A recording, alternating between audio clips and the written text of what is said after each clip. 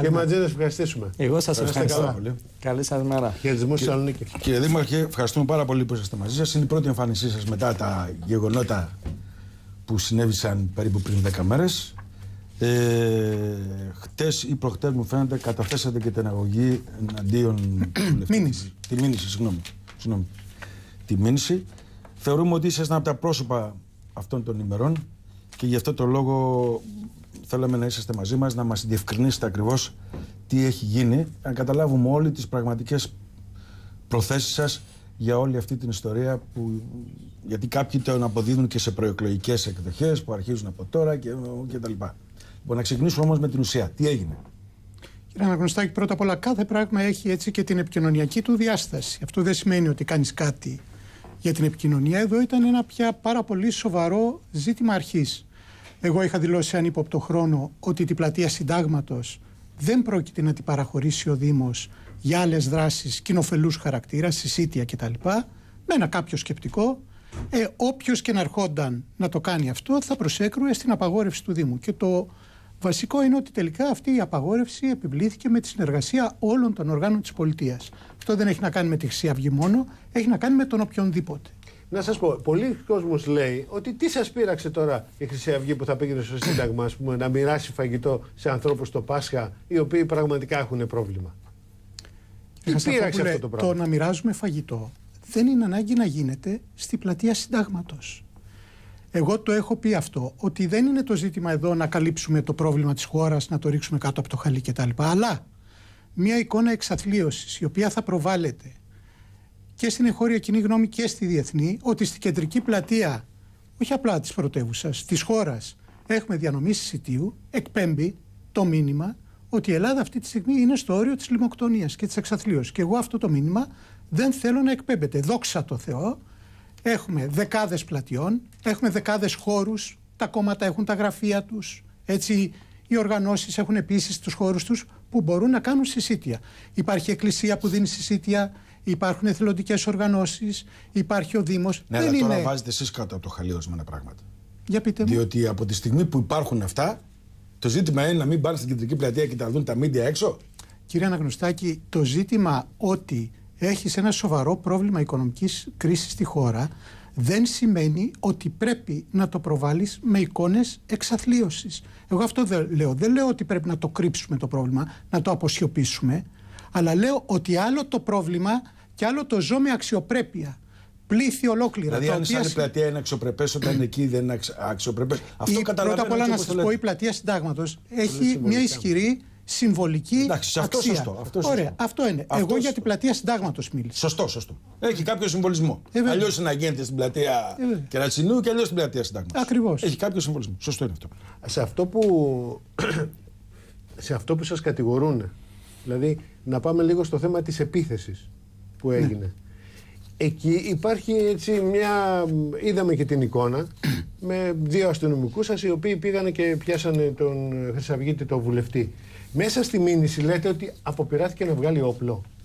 Βεβαίως αποπειράθηκε να βγάλει όπλο, μα όποιος ακούσει και τον ήχο έτσι από τα πλάνα τα οποία έχουν ληφθεί, ο ίδιος ο βουλευτής παραδέχεται ότι έχει όπλο και πήγε να βάλει το χέρι του να το πιάσει. Και επίσης τα πλάνα δεν είναι αποσπασματικού χαρακτήρα. Δεν είναι όλο το περιστατικό όπως συνέβη, γιατί συνέβη με έναν τρόπο ευνηδιαστικό. Απλώς αυτό είναι. Εγώ έκανα τη μήνυση όπως είχα χρέος να κάνω, γιατί πήγε να χειροδικήσει ο βουλευτής αυτός σε βάρος. Συγγνώμη λίγο. Παρακαλώ, κατεβάστε λίγο τον ήχο, γιατί δεν ακούγεται ο κύριος Καμίνης. Ευχαριστώ. Κύριε Τάσο. Ευχαριστώ. Συγγνώμη, κύριε Καμίνη. Παρακαλώ. Δεν σας άκουγα γιατί ήταν ο ήχος από το. Όπως είχα υποχρέωση απέναντι στον εαυτό μου αλλά και απέναντι στο αξίωμά μου, κατέθεσα μήνυση γιατί υπήρξε απόπειρα χειροδικίας. Αυτό το κοριτσάκι το χτύπησε? Ναι, το κοριτσάκι χτύπησε. Πώς έγινε, δηλαδή, πήγε να επιτεθεί σε εσάς? Όχι, και... ότι ακριβώς όπως πήγε να επιτεθεί σε μένα, τον άρπαξαν άνθρωποι της ασφαλείας μου και κατεβαίνοντας το χέρι του χτύπησε το κοριτσάκι στο μέτωπο. Το κοριτσάκι ήταν εμφανώς μολοπισμένο. Αν δείτε και τα πλάνα, είναι και ο πατέρας του κοριτσιού, ο οποίος έχει αγανακτήσει και καταφέρεται εναντίον του κυρίου Γερμενή. Έδωσε και συνέντευξη στην εφημερίδα του Έθνους. Ναι, το είδαμε.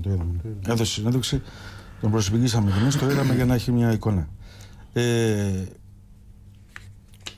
Κύριε Καμίνη, νομίζω ότι για αυτά τα θέματα θα πάρουν το δρόμο της δικαιοσύνης. Έτσι δεν είναι? Εμείς δεν είμαστε εδώ μια εκπομπή που δικάζει ή όχι. Αν δεν θέλετε να προσθέσετε κάτι, Κύριε Αναγνωστάκη, συνειδητοποιούμε το τι συνέβη. Συνειδητοποιούμε ότι ο δήμαρχος της πρωτεύουσας έβγαλε μια απαγορευτική απόφαση όπως είχε κάθε αρμοδιότητα να κάνει και είναι και μια αιτιολογημένη απόφαση, ότι πάει να μοιράσει λαμπάδες στον κόμβο αλληλοβοήθειας του Δήμου και ότι έρχεται ένας βουλευτής και αποπειράται να χειροδικήσει φέροντας όπλο και την ίδια στιγμή, γιατί αυτό δεν το ξέρει πολλοί κόσμος, 30 χρυσαυγίτες με κράνη και πάνω σε μοτοσικλέτες πήγαιναν από την πίσω πλευρά να μπουν μέσα στο κόμβο. Αν αυτοί οι άνθρωποι μπαίνανε μέσα, τι θα γινόταν? Σας πληροφορώ, δεν ήμουν μόνο εγώ, ήταν γονείς με τα παιδιά τους, έτσι, ήταν κόσμος. Είναι ένα θέμα νομιμότητας μόνο ή είναι ένα θέμα πλέον πολιτικού ήθους, ένα πάρα πολύ σοβαρό πρόβλημα, έτσι, εκδήλωσης βίας στην πόλη, το οποίο πρέπει να το δούμε κατάματα και απέναντι στο οποίο θα πρέπει να έχουμε ένα αραγές μέτωπο? Άρα τώρα να καταλάβω ότι αυτό το νομοσχέδιο που ετοιμάζει ο Ρουπακιώτης, εσείς συμφωνείτε? Σας πω, δεν το έχω δει. Δεν το έχω δει στις λεπτομέρειές του, έτσι, το νομοσχέδιο αυτό. Αλλά εγώ έχω να σας πω κάτι. Το μεγάλο πολιτικό μήνυμα, ένα από τα δύο πολιτικά μηνύματα, έτσι, τα οποία εκπέμψαμε τη Μεγάλη Πέμπτη, είναι ότι όταν είμαστε αποφασισμένοι να εφαρμόσουμε την νομιμότητα, η νομιμότητα μπορεί να εφαρμοστεί.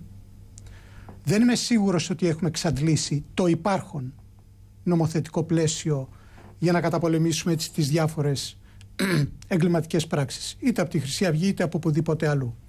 Θέλω να το δω το νομοσχέδιο και τότε θα μιλήσω με τα λόγου γνώσεως. Θέλω να πω, υπάρχει ανάγκη να μπουν κάποιοι κανόνες απέναντι σε αυτά τα φαινόμενα. Από τη στιγμή που κατά τέτοιο, πρώτα απ' όλα εδώ πέρα διαρκώς και από του βήματος της Βουλής και από τηλεοπτικά κανάλια και δεν ξέρω και από πού αλλού, δημοσίως εκτοξεύονται απειλές.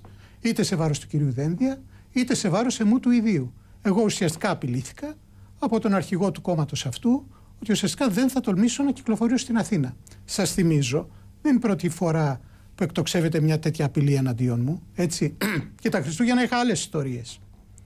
Αλλά δεν επιτρέπεται αυτή τη στιγμή αρχηγός κόμματος να απειλεί τον δήμαρχο της πρωτεύουσας ότι δεν μπορεί να κυκλοφορήσει στην πόλη. Αυτό, αν δεν είναι αδίκημα, αυτό τι είναι? Αλλά σε αυτό έχετε Πιστεύω δίκιο. ότι ξέρετε και κάτι. για τον οποιοδήποτε, πολύ περισσότερο και για τον δήμαρχο της πόλης. Υπάρχει μια σταδιακή, δεν μπορεί να λέει κάποιος. μια σταδιακή εξοικείωση με το κακό. Αυτό το είχε πει για πρώτη φορά η φιλόσοφος η Χάνα Άρεντ για τον ναζισμό. Έχουμε αρχίσει να κατεβαίνουμε εδώ και χρόνια πολλές σκάλες του κακού και έχουμε σταδιακά εξοικειωθεί με ένα πολύ κακό πράγμα. Έτσι, με μια πλευρά της κοινωνίας μας, του συλλογικού μας εαυτού, πάρα πολύ άσχημη και πάρα πολύ απειλητική για τις αξίες που εκπροσωπούμε, έτσι, ως κοινωνία. Αυτή η σταδιακή εξοικείωση με το κακό πρέπει να σταματήσει. Λοιπόν, θα μας επιτρέψει να πάμε σε ένα διάλειμμα και αμέσως μετά επιστρέφουμε.